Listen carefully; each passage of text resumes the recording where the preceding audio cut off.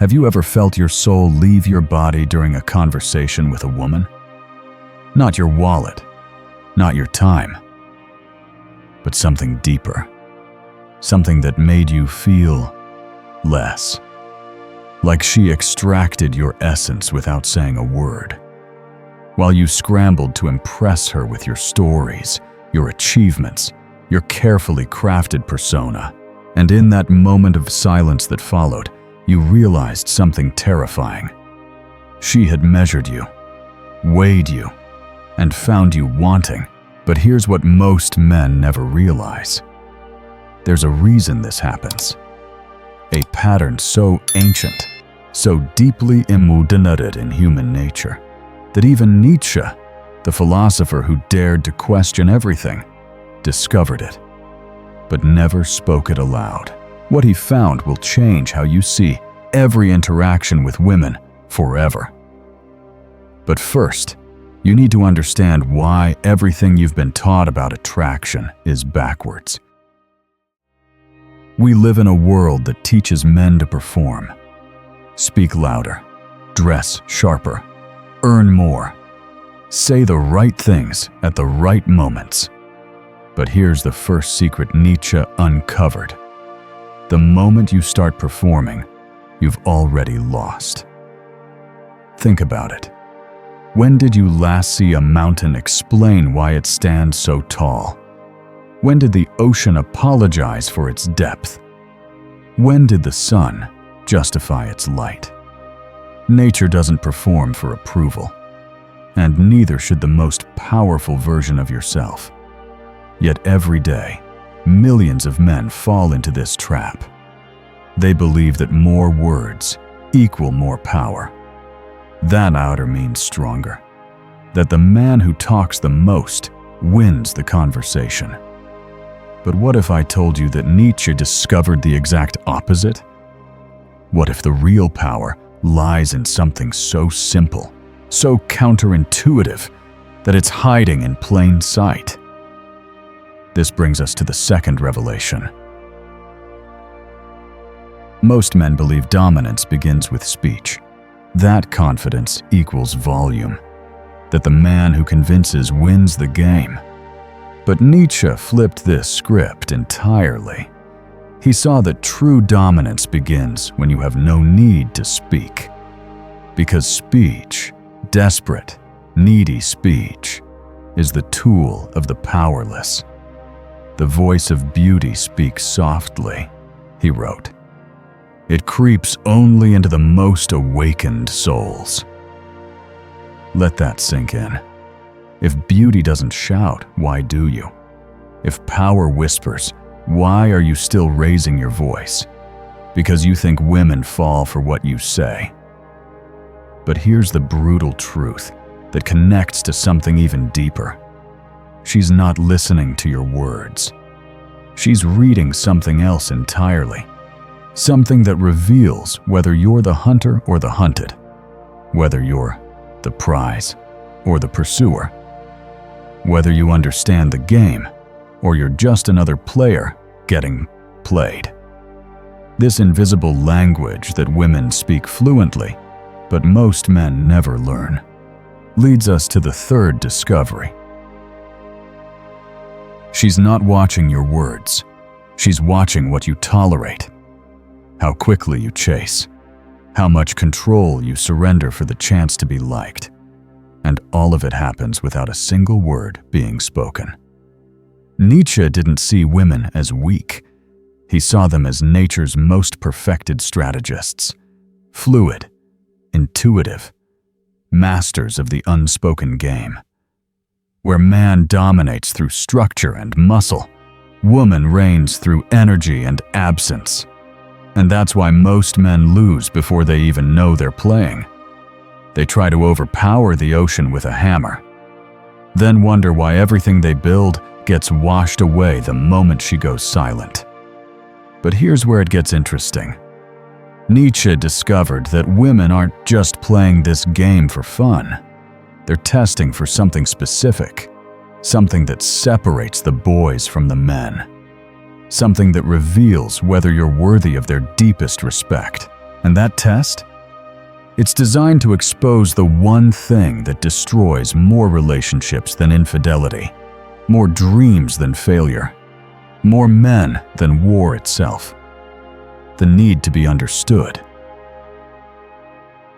You want her to understand your pain, your truth, your worth. The moment you feel that craving, you've already lost. Because the need to be understood is the addiction of the weak. She doesn't need to understand you. She needs to feel that you don't care whether she does. This is where most men break. They can't handle the uncertainty, the mystery, the space between what they say and what she thinks.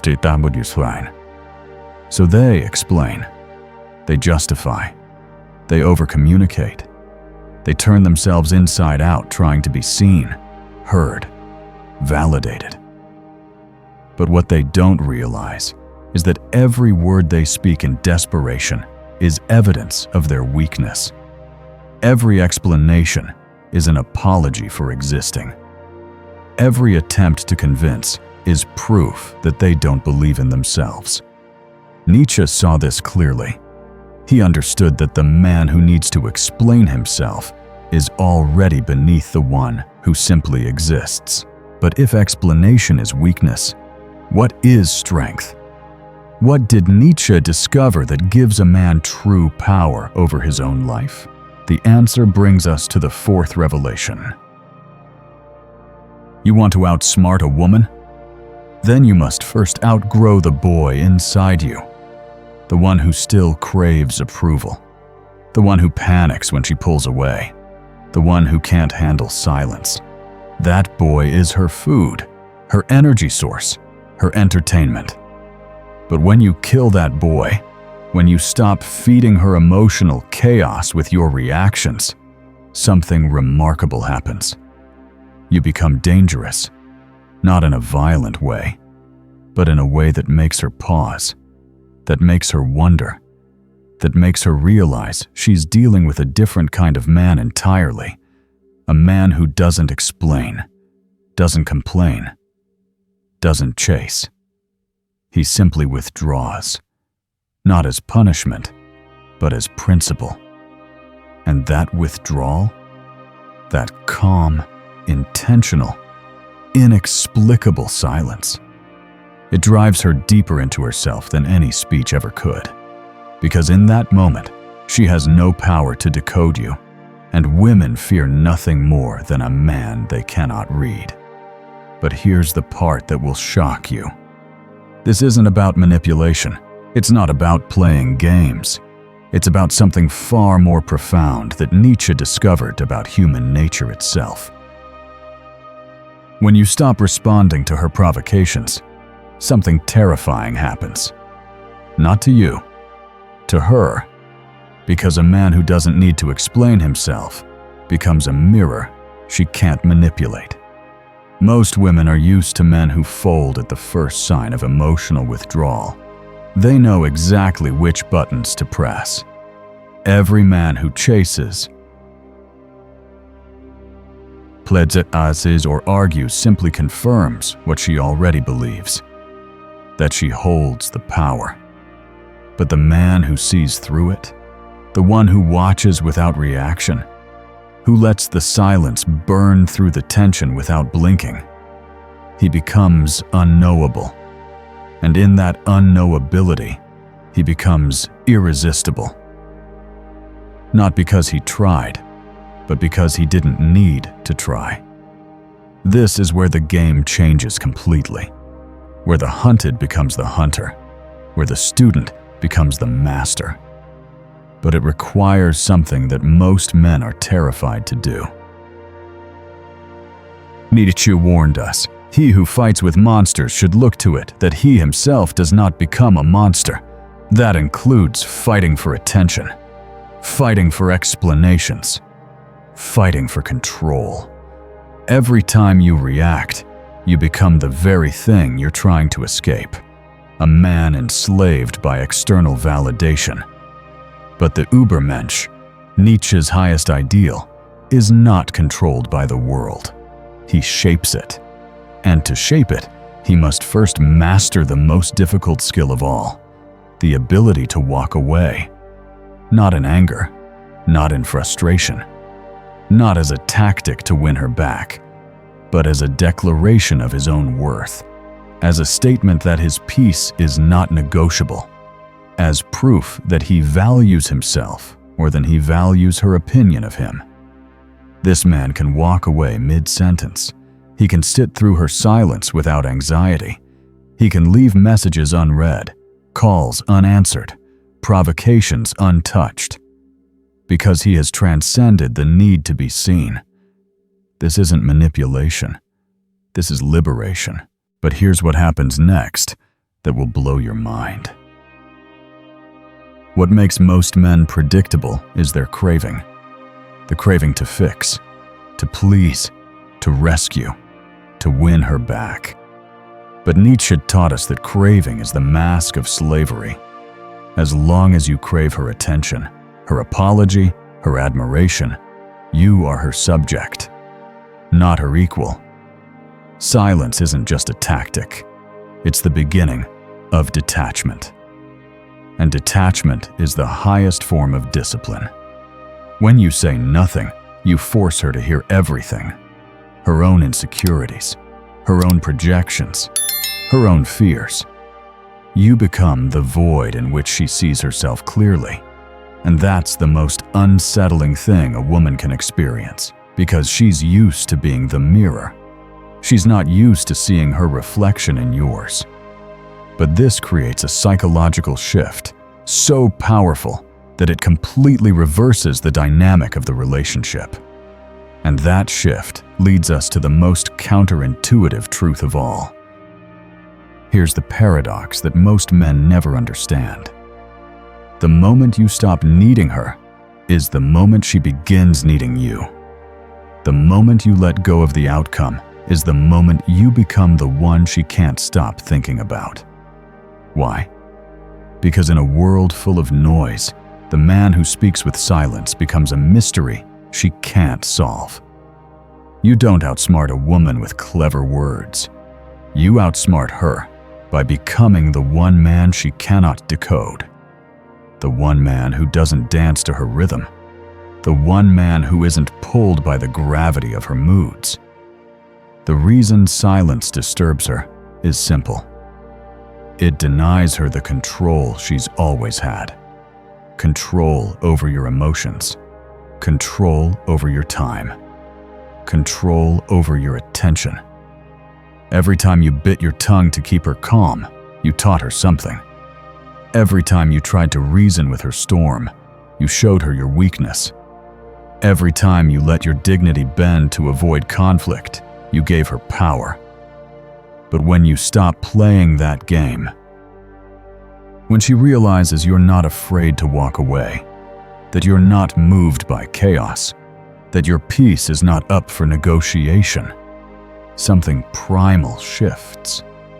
Because for the first time, she meets a man who doesn't orbit her, a man who carries himself like a world she must earn her place in. This is where the real power begins. Let her exhaust herself, trying to break your stillness. Let her sabotage the conversation. Let her push and provoke and pretend. But you say nothing. You don't reward chaos with explanation. You don't answer disrespect with justification. You let her collapse into the space you've created by refusing to engage. And when the silence becomes too loud for her to bear, when she finally speaks, you still don't speak to explain. You speak to end. One sentence, one truth, one decision. Then you walk away. That, Nietzsche would say, is the will to power. Not in controlling others, but in mastering yourself so completely that no one else can. But this transformation requires you to face the hardest truth of all. Understand this: women aren't the enemy, but neither are they harmless. They are the great testers of your soul.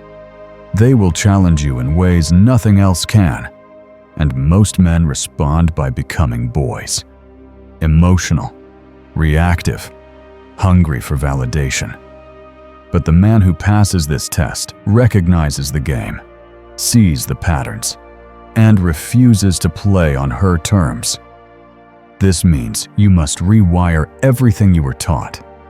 You must unlearn the compulsion to explain yourself, to fix her feelings, to win her approval.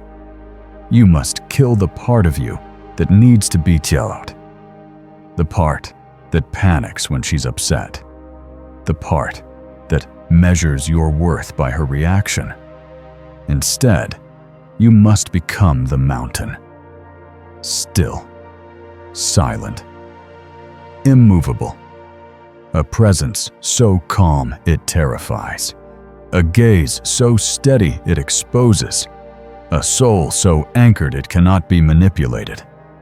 And when you become that mountain, something magical happens. At first, she'll resist. She'll test harder. She'll accuse you of arrogance, of coldness, of being emotionally unavailable. But those aren't insults. They're confessions. Confessions that her usual weapons no longer work. Confessions that your silence has become the mirror she cannot break. And soon, she starts to talk. Not to provoke, but to understand. Because the man who doesn't need her attention becomes the only one whose attention she truly craves. When you become unshakable, unpredictable, and undemanding, something ancient in her reawakens. It's not fear, it's not admiration, it's instinct. Deep down, a woman knows when she's in the presence of a man who doesn't chase, doesn't flinch, doesn't seek comfort in her approval. A man who chooses her not out of need, but out of complete freedom. And that choice? When it comes from silence, from sovereignty, from self-mastery, it's the most seductive force in the world, not because it begs to be accepted, but because it doesn't care if it is. This is the level Nietzsche wanted men to reach. The Übermensch is not reactive. He's not consumed by desire. He's not at the mercy of a woman's affection.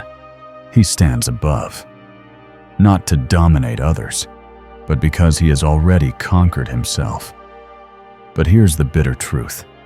Most men will never reach this level. They'll keep reacting, keep chasing, keep talking, because they're addicted to being understood. They're addicted to the fantasy that if they just say the right thing, she'll see their worth. But the only way she'll ever see your worth is when you stop needing her to see it. The man who needs nothing commands everything. The man who walks away when others beg to stay becomes unforgettable.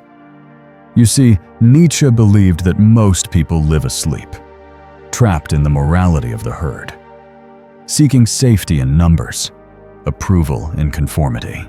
But the man who awakens, who begins to see the illusion of emotional entanglement, of desperate explanations, of word games, that man steps out of the herd.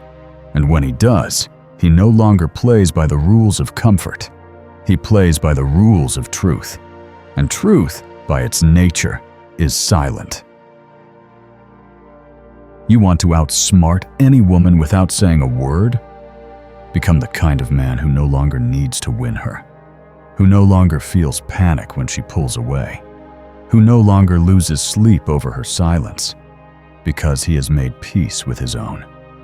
But don't mistake this silence for manipulation. This isn't a mask. It's the final unveiling. It's not a tactic to get what you want. It's the byproduct of becoming what you are. And what are you, really? You're not a performer on the stage of her emotions. You're not a slave to validation. You're not a beggar of affection. You are, if you choose to be, a force. And forces don't plead. They don't rush. They don't explain. They simply are. That's what Nietzsche was trying to wake up in you. The buried presence of your will. The divine necessity of becoming a man who doesn't move to be seen, but moves because he chooses to. If your silence is filled with anxiety, she'll feel it. If your distance is a tactic, she'll see through it. But if your silence comes from peace, from clarity, from the unshakable sense that you don't bend for approval, she'll feel that too. And it will change the balance of power instantly. Because now, for the first time, she's not managing your emotions. She's facing her own. This is where the true war is fought, not between man and woman, but within yourself. Can you remain still when every part of you wants to react? Can you stay calm when your ego screams for recognition? Can you walk away not as a move to win her back, but as a decision that affirms your value with or without her? This is the death of the old self, the self that begged, that needed, that explained. Nietzsche's Übermensch isn't just an idea, it's a rebirth, a death to the herd, a death to the obedient male who waits for affection to feel alive. From this moment forward, make your silence sacred. Let it be the temple where your dignity lives. Let it be the space where your worth breathes freely. When they try to test you, let them. When they try to pull you into chaos, watch them. When they try to break your calm, smile and vanish. Not to punish, but to remind them, you are no longer the man who explains himself to be beantwortet. You are the man who walks away to be free. The loudest men in the room aren't powerful. They're terrified. Terrified of not being heard. Terrified of being forgotten. Terrified that without attention, they are nothing but the man who can sit in a room, silent, unmoved, disconnected from the need to impress. He's the man every woman notices, not because he tried, but because he didn't need to try. The weak chase noise, the strong master silence, and the wise choose exactly when to break it. This is your revolution. This is your awakening. This is the moment you stop being a boy disguised as a man and become the force you were always meant to be. The game was never about winning her. It was about becoming the kind of man who doesn't need to play. Welcome to the silence. Welcome to your power. Welcome to the truth that Nietzsche knew but never said out loud. Your transformation begins now.